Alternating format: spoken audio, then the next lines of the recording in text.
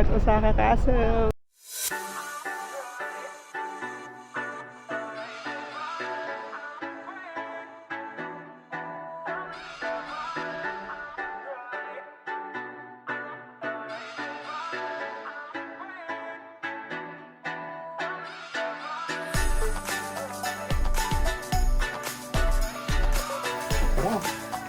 So sama kayo, let's go to our day 4 to explore the other attractions and landmarks here in Osaka. Alright, it's time to say goodbye to our room at Coco Hotel. Kasi it's our last day here and later, mamayang gabi ay pupunta na tayo ng Tokyo. So,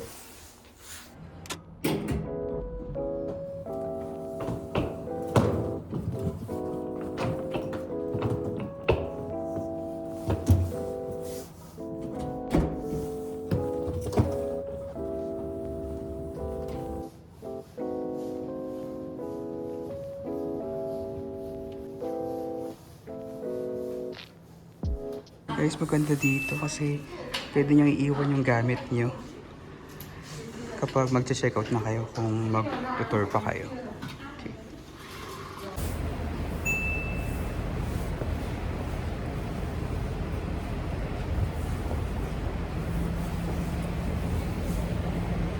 Hi, good morning! So welcome back to my channel. It's our day 4 in Osaka. So, well, first, is going to be our last full day in Osaka. Kasi mamayang gabi, pupunta na tayo na Tokyo. So, medyo nilulungkot ako kasi ang bilis ng araw. Pero yung naka-day 4 na tayo agad at natapos na yung tour natin dito sa Osaka. Pero my heart is full of, gratitude. Tapos, magandang experiences dito sa Osaka. So ngayon, ano bang gagawin natin? So ang itinerary ko ngayon, araw na ito, pupunta tayo sa mga sikat na attractions and landmarks dito sa Osaka. Kumuha ko ng Osaka Amazing Pass via Klook. So libre na doon yung 40 attractions dito sa Osaka. Doon nga like yung Umeda Sky Building, Osaka Castle, tapos F5, something like that. So, meron din yung cruise sa Dotonbori River. Okay. Kasama rin yun. At unlimited subway pass. Okay.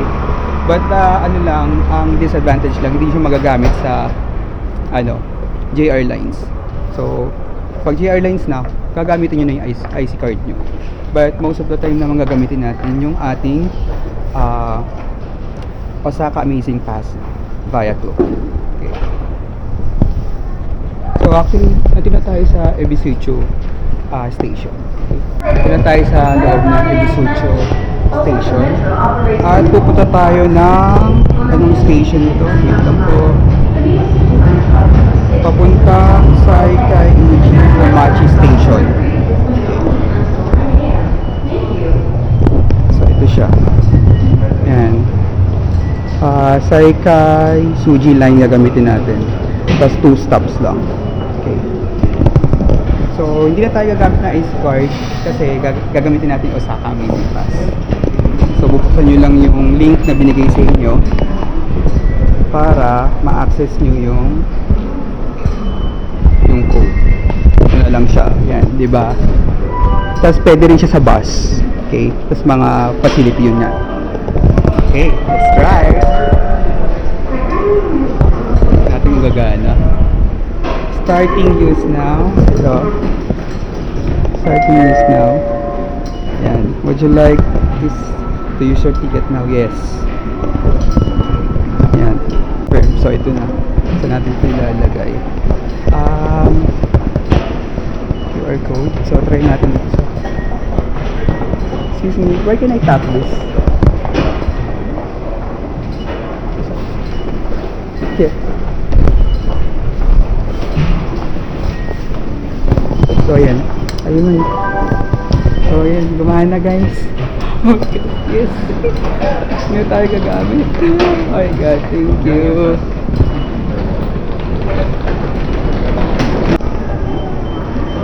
Ito sabi, platform 2. Ayan, platform 2. So, i-check natin. Actually, late na tayo. 3 minutes ago pa pala dumating. Pero pwede naman gano'n ulit. Sumakay na iba. Natin. Pero may nakikita kayong, ano dyan, Kita Senri. So, yan yung pangalan ng train yata.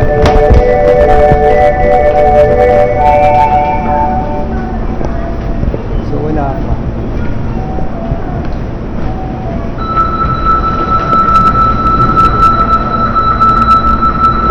So, dito tayo sasakay kasi nakalagay dito, Nippon Washi Station. Ayan. Tama. Kita. Ayan o. Diba? Tapos bababa tayo ng Sakai Suji Homachi Station. Diba? Sakto. Ang galing. Ayan na. Ang galing ng Google Map. Tignan nyo. Now. Ito na siya.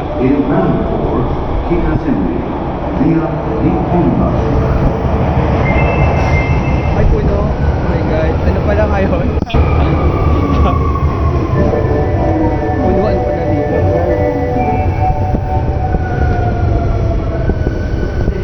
Papansin nyo din dyan yung local train. Yan.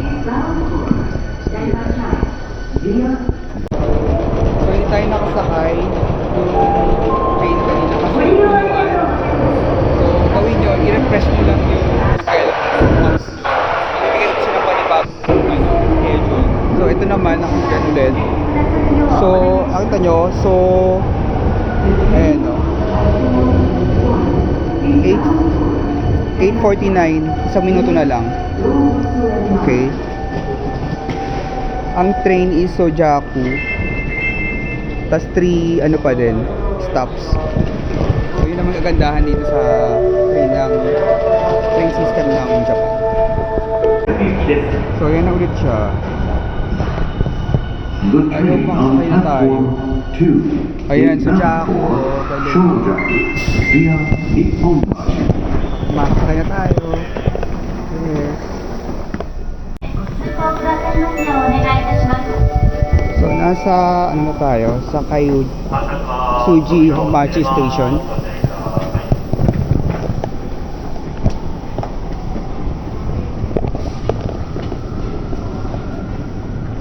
So ang gagawin natin, maglalakad tayo papuntang sa Kaiuji Homachi Station via Chuo Line. Ang train name is Gaken Nara Tomigaoka. Okay. So, sabi dito Chuo Line. So, ito yung Chuo Line papunta doon. So, doon tayo pumunta.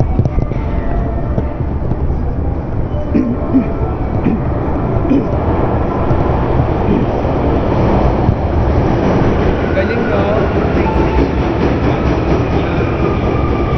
Ayan, Chuo Line. Tapos Chuo Line. At saan? Dito siguro. Chuo Line.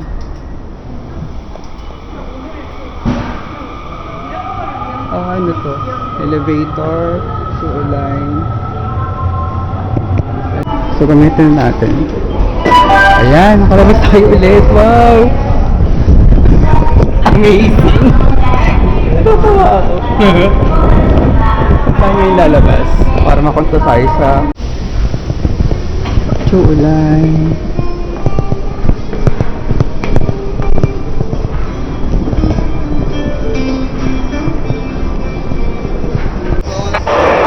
Hindi natin naabutan yung Chuo Line Gakaken Nara.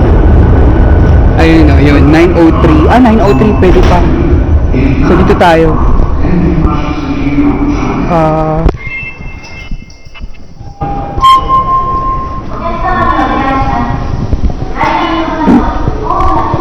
So ito. Meron tayo. Galing. Oh my God.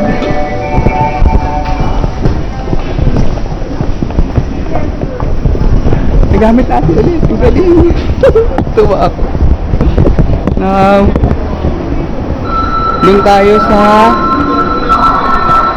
Ay, hindi natin naabutan. Sarado na. Doon tayo sa... Ito pala. Ayan, 209. Ayan. Tapos sabi dito, platform 1. Ang platform 1 ay... Saan ba? Ito naman dito eh, Kat. Ito, 1. Ayun. Ayan, no? May 1. Ayan, parating na siya. 9:03 na. 9:03 na.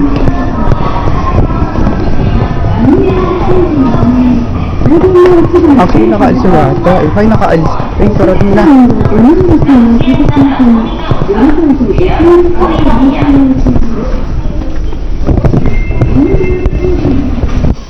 Ayun. Diba? Ayun, no?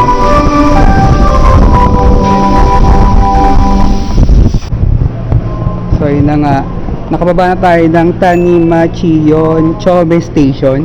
Then, maglalakad tayo 20 minutes. So, at least, di ba?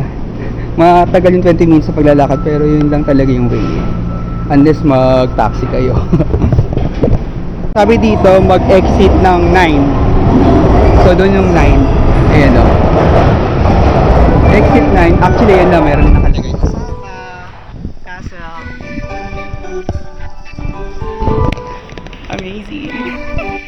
Amazing pass talaga. So, yun o. Exit 9. Gagamitin na natin dito pang out. Ay, yun, gumana. Yay! Amazing! Talaga, amazing talaga. So yun, nakalabas na tayo ng station. Maglalakad na lang tayo papuntang Osaka Castle. Ay, ang ganda! Wow! Ang ganda! Grabe! Iba talaga.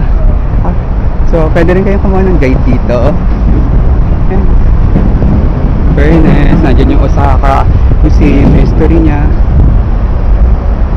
Ayan o. Galing. Maayos talaga ang ano nila. Turismo. Ganda, no? Ayan. Oh, wow. I love the view. Ganda. Amazing. Guys, tatanong ko ng Osaka Castle. Ayun o. Diba? Ayan, we're now penetrating to Osaka Castle. Hindi pa pala yun yung castle na nakita natin. Doon pa. Kaya maglalakad talaga tayo. Pero ang tahimik dito, no? Ang gusto ko dito sa Japan or mismo dito sa Osaka din, no? Ang lawak ng park nila at ang dami nilang park. Guys, nakikita niyo ba yan? Guys, nakikita niyo ba yan? Amazing! Yan, nakita na natin. Kaya na, uwi na tayo. Next stop. I'm at Osaka Castle. Ang ganda. Ang daming tao. Ayan ang mga turista. Natin, hanap tayo ng magandang view dito.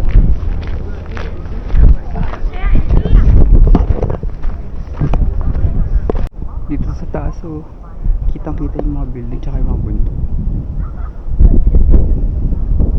Ngayon, pasok tayo sa loob ng Osaka Castle gamit ang Osaka Amazing Pass. So ito, gamitin nyo itong ay, malabo. Ito, scan facility. So itong gagamitin nyo. Yan, QR code. Yan, babasa na. Redeem tickets. Look how the... Ah, okay. Thank you. Hi. Ah, okay, okay. Hi. Ayun, nakapasok na tayo. Hindi na natin kailangan pumila ng mahaba. Sakit tayo.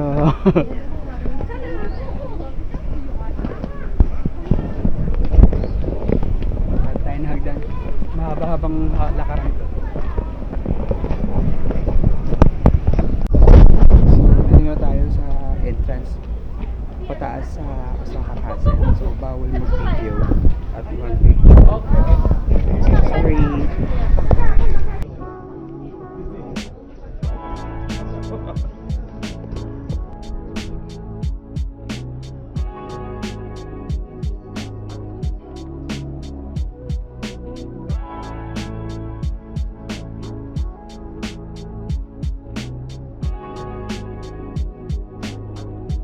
So, tapos na tayo sa taas ng Osaka Castle. So I suggest to use stair na lang kaysa sa elevator kasi ang haba ng pila sa elevator.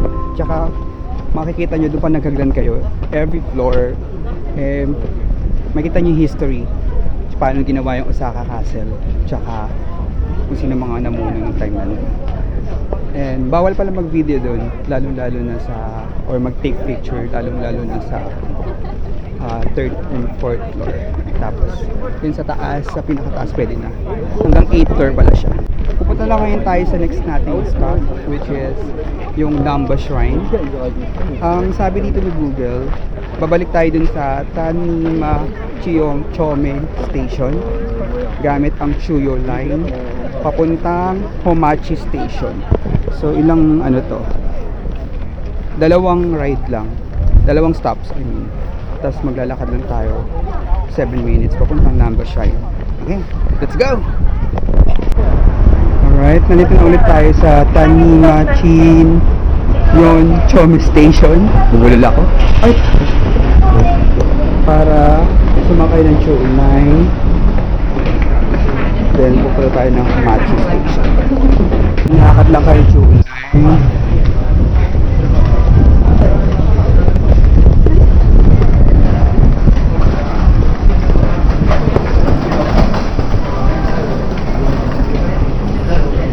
Ayan pa, Chuyo Line. Doon tayo papasok. So yun, gagamitin na ulit natin ng QR code. Yan, tumunog. Hey! Galing diba? Tapos sabi dito sa Google ay platform 2. So ito yung platform 2. So platform 2. Yan, platform 2. Tapos Homachi, yan.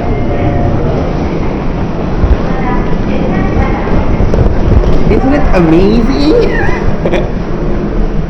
Dito tayo sa platform 1. Yan. Tapos nakita nyo dyan. Ito makita nyo. Homachi. So, gusto tayo. Ayan, labas! Amazing talaga. Ano lang din, kapag nag-run out time na kayo sa QR code, pwede magre-refresh ulit siya ng panibagong QR code. So, ganun lang. Amazing, diba? So, pasensya na puro ka amazing. Kasi talagang na-amaze lang talaga ako dito sa train station ng Japan. Tsaka dito sa, sa amazing, Osaka Amazing Pass. Kasi, yun mo kung bago ka dito sa Japan, specifically dito sa Osaka, ang laki tipid nito kasi syempre may chance na kung hindi ka familiar sa mga nito, hindi mo alam, hindi ka pa ganun ka familiar sa mga paano kunin yung line na to, kung saan ka sasakay, saan ka bababa, di laking gastos. Ito laking tipid kasi tap ka lang ng tap. Then kapag kaysa gagamit ka ng IC card, go may 7-Eleven, let's get a 7-Eleven. Sa totoo lang, ito yung bumuhay sa akin. Okay. Kapapasin nyo, puro ako convenience store. Masarap, nasasarapan ako sa pagkain eh. Tayo 7-Eleven ay bumili ako nito. May konting gutom lang. So ito ay tuna mayonnaise for 130. So actually, dalawa yung price eh. Isang ito yung 120. Yan ay yung walang tax. Pero baka yung paligid lang. Ito, 138 talaga siya. Ay may tax siya. Ito na lang. Number 1. Hilahin. And ang tama yung pagkain ito ay pagbukas pala. Tapos ito. Hilahin. And then ay Uy! Ang galing na perfect.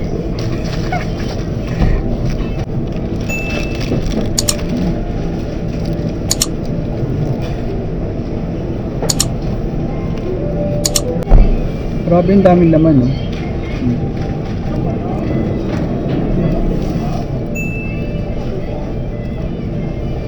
Pakuha ko rin ako sa ganito.